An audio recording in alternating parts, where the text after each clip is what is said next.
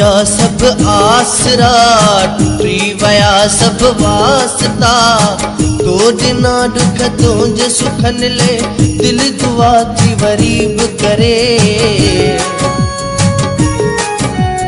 रब साईं मुंहिंजे हिस्से जी हर खुशी तोखे नसीब करे। रब साईं मुंहिंजे हिस्से जी हर खुशी तोखे नसीब करे।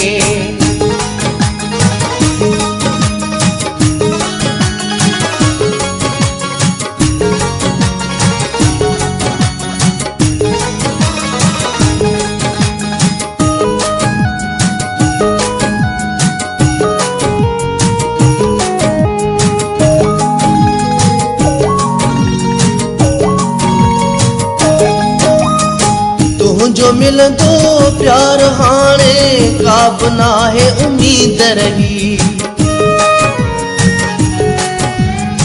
तुंहिंजो मिलंदो प्यार हाणे का बि नाहे उम्मीद रही।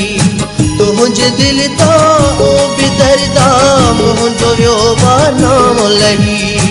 तोखे दुआऊं करण सिवाय छा भला ही गरीब करे। रब साईं मुंहिंजे हिस्से जी हर खुशी तोखे नसीब करे। रब साईं मुंहिंजे हिस्से जी हर खुशी तोखे नसीब करे।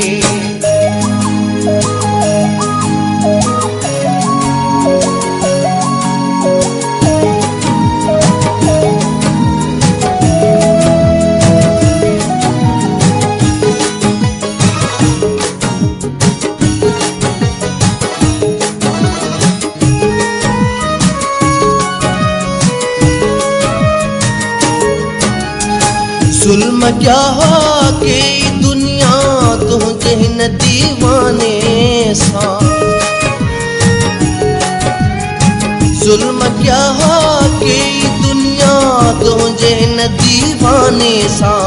तूं बि थी वियो आहीं शामिल हाणे बेरी ज़माने सां।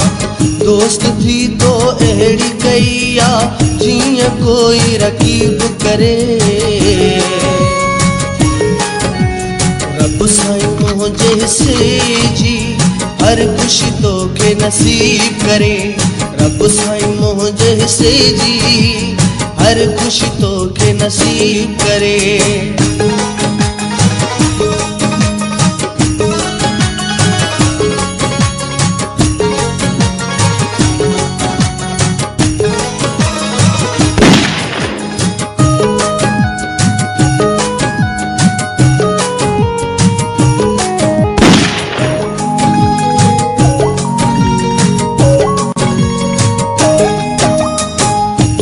जीवे छो सुखन जे थी वञन दुख तोखां परे।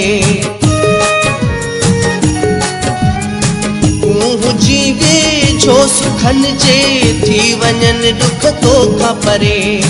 जिंदगी मुंहिंजी ज़फ़र तोखे मिले अल्लाह करे।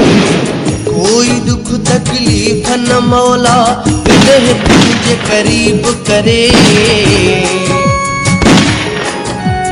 रब साईं मुंहिंजे हिस्से जी हर खुशी तोखे नसीब करे।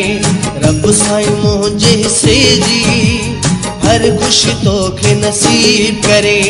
खत्म थिया सब आसरा, टुटी वया सब वास्ता। तो ॾिना दुख तुंहिंजे सुखन ले, दिल दुआ थी वरी बि करे।